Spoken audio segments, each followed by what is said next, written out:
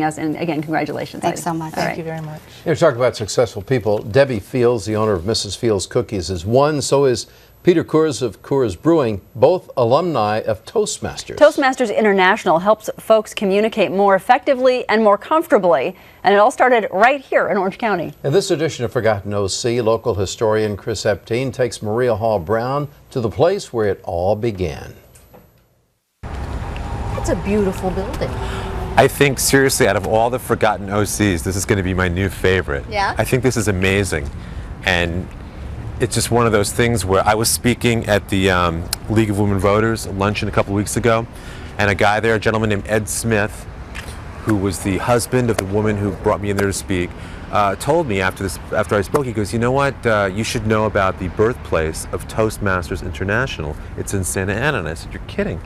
And they started telling me the story, and we did some research, and here we are at the old YMCA building, where in 1924, a guy named Ralph Smedley thought that the young people needed to learn how to speak publicly and have more of a presentation. So he developed what became eventually Toastmasters International, which today is in how many countries? It's 160 countries. There's 250,000 members, like 12,000 clubs, more than 12,000 clubs. It's amazing.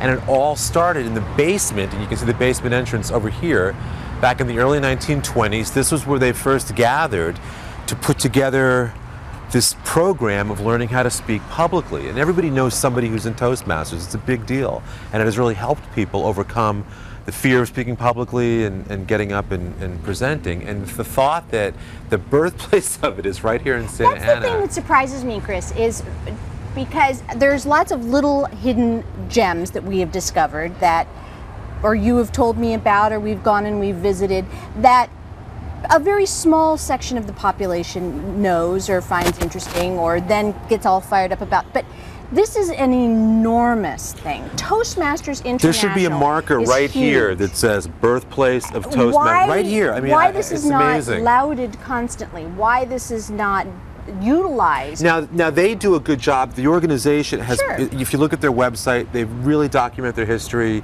They're great. But as a city, I mean, this should be something that, I think it's a big deal. And again, the building itself, architecturally, is spectacular. It's very run down right now, obviously.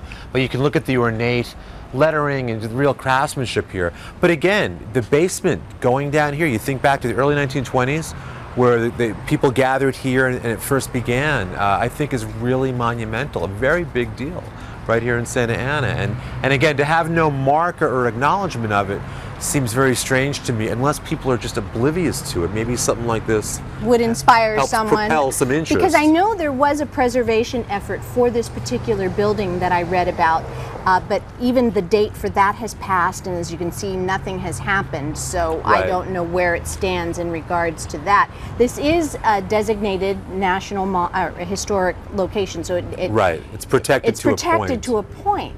But just by the very nature of the beauty of the building and the very nature of its historic impact on the world, one would think that something would happen here soon. I hope so. I hope so. But again, Toastmasters International, born right here, right in that basement. This is a spectacular sight. I mean, again, this is my new favorite, officially.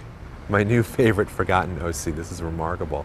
And I want to thank Ed Smith again for making me aware of this, making He's a us good aware guy. of this. Very cool.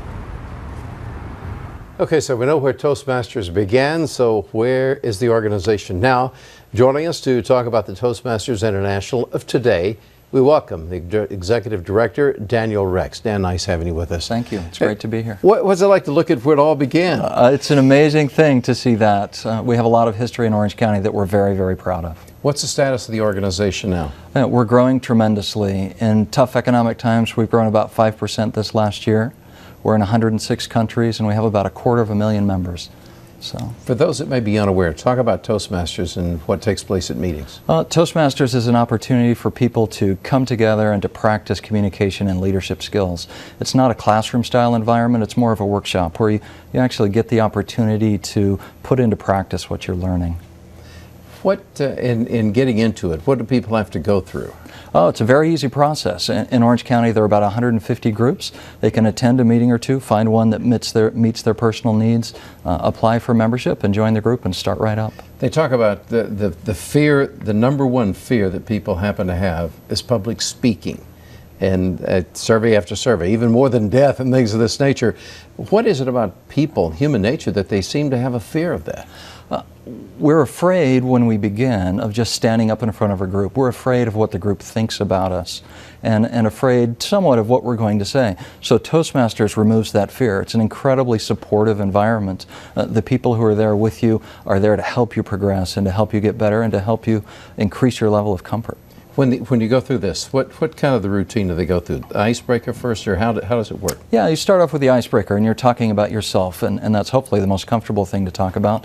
And then after that, you start building skills, working with visual aids, creating a strong outline for your speech, maybe doing a PowerPoint presentation. But my understanding is they do more than attend the meetings and do speeches and talk about it. Talk about some of the activities. Yeah, absolutely. Toastmasters, when people think of it, is about public speaking, but the reality is that it's so much more than that. There are other opportunities. Someone conducts the meeting, someone evaluates speeches, someone may ask impromptu speaking questions, someone times the speech, and someone checks your grammar to make sure that you're putting your words together correctly. And next month you've got a big anniversary coming up. Is there anything planned for We the do. Toastmasters 85 anniversary? years. We're planning a big celebration. October 22nd, 1924, right here in Orange County is where we're founded. We're very proud of that. So. What are some of the things going to take place as part of that? Well, we're planning a local celebration. We're going to, of course, have a press conference and talk about a few things, try and get some more TV time, and just let people know what Toastmasters is really all about.